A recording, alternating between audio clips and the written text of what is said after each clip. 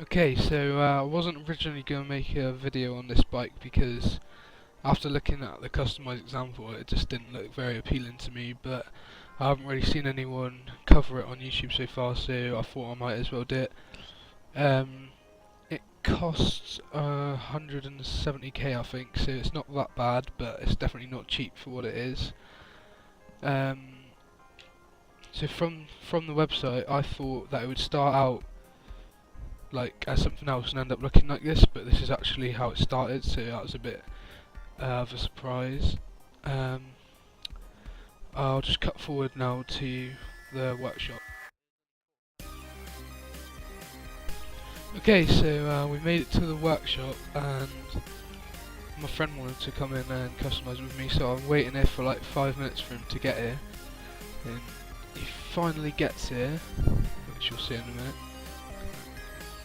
Yeah, there he is. He gets here and find out that only one person can sit on the bike, so I don't know why, but all the bikes that Rockstar have brought out recently you can only fit one person on, which is kind of bad because it's fun driving around with your friends. Anyway, so we're going into the garage now. We've all seen this before, I'm sure.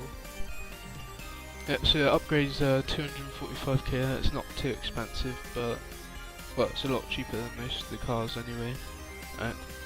If you see now, it completely changes it into a different bike, which is a shame because I liked how it looked before, to be honest.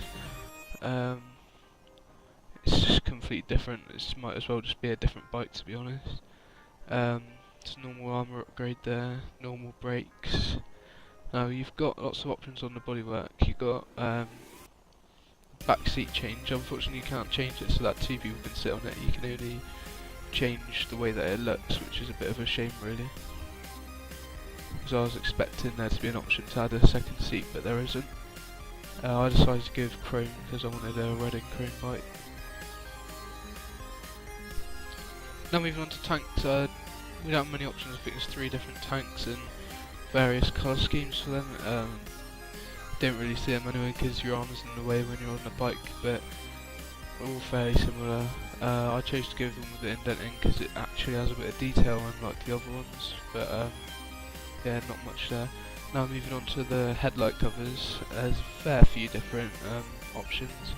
I went with the ones that look like eyes, like on the Vortex, I think it was, the one they brought out a few weeks ago, maybe even a month ago.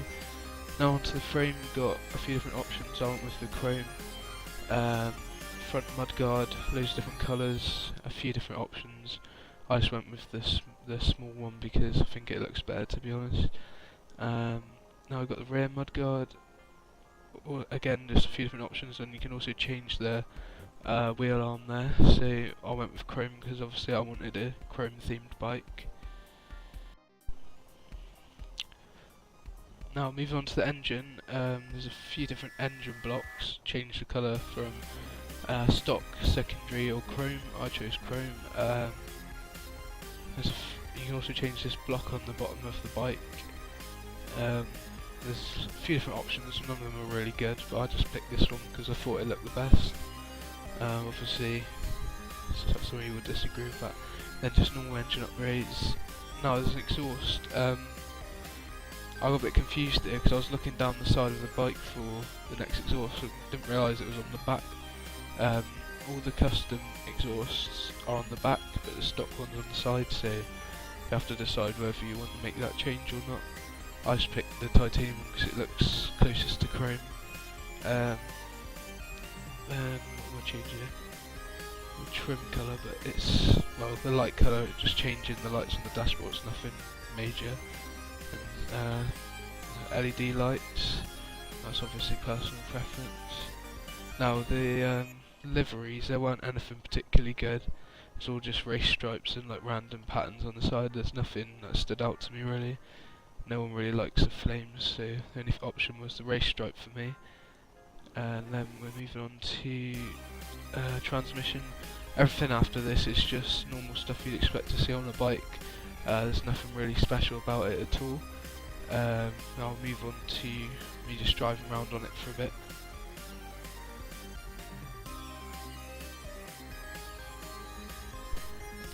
Okay, I would really not recommend this bike unless you're a massive fan of it, or you've got a load of money to spend, because at the end of the day, it's not very fast.